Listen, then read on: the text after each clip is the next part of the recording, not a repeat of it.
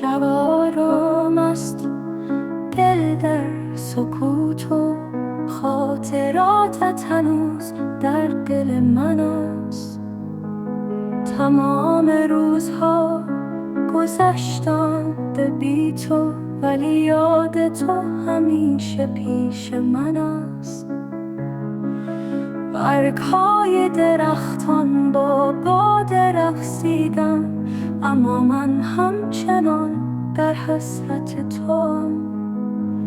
چشمانم به آسمان، دل به زمین، در دلم همیشه جایی برای تو دارم.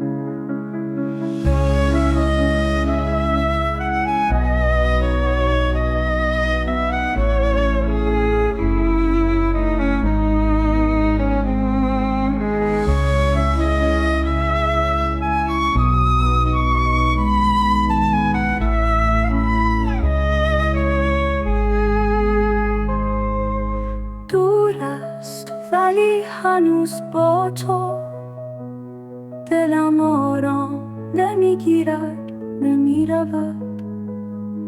در این لحظه های ساده و بی صدا، عشق تو در دل من همچنان.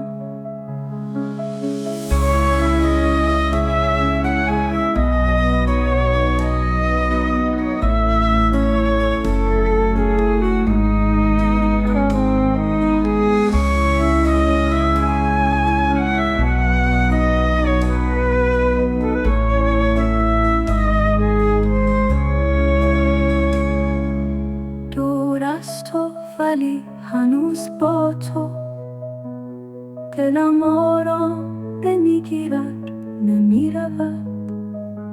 در این لحظه های ساده و بی صدا، عشق تو در دل من همچنان.